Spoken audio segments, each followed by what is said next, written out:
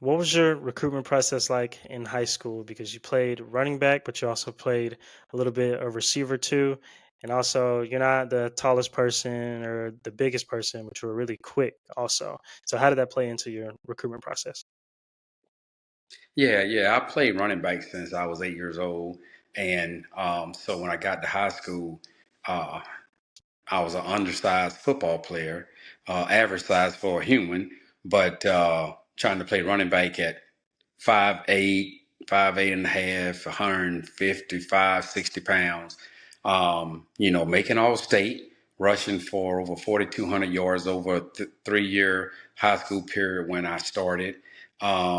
So teams were interested. I got letters, but nobody wanted to pull the trigger, especially the big schools, because like University of Georgia at that time, they had Herschel Walker, and they had bigger guys that were coming in or already there, like Keith Henderson, Tim Worley, Cleveland Gary, those big guys. So they weren't looking for a small running back.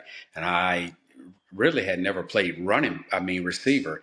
I was split out, from the running back position and catching balls, but never as a receiver.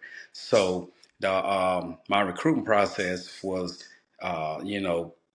Valdosta State, that was interested, Georgia Southern at the time, but having the opportunity at my junior year, um, I got from my high school coach, I got a football camp application from what I thought it was going to be a University of Georgia application, because I told him I was interested in going to a football camp. And, but come to find out that it was a Florida State football camp application. I didn't even know who Florida State was, but my mama made it happen. We drove up to Tallahassee, and over a 3-day period, being in the same camp that Leroy Butler was in, who was a second round pick to the Packers and the Hall of Fame right now. But I was able, over a 3-day period, show them what I could do. And Bobby Bowden offered me a scholarship. And once he offered me the scholarship, I was already excited about being on the college campus. And it was a beautiful campus, great facilities, not knowing that I was going to be a part of that great dynasty.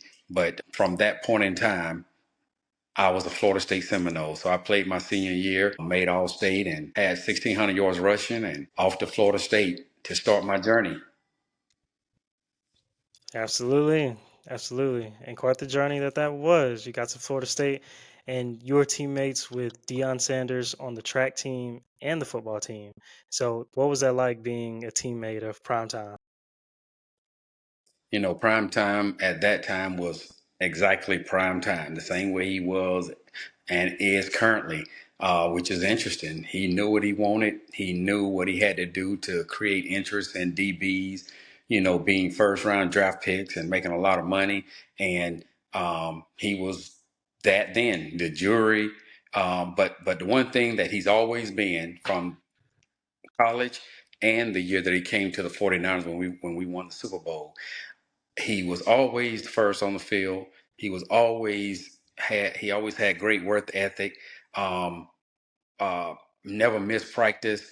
Now, I've never seen him say he was going to do something and not do it.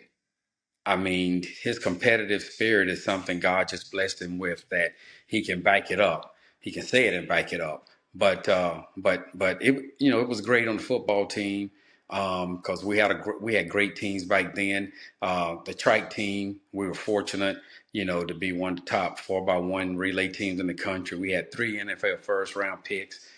Me, Dion, and Sammy Smith, who was the ninth pick overall in '89, just in '89, just like Dion was, um, the same draft.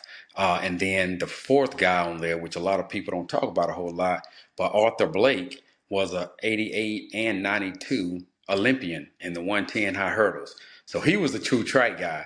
But yeah, it was awesome, running track with those guys, and obviously being a dual sport, participant along with Dion in track and football. So it was awesome.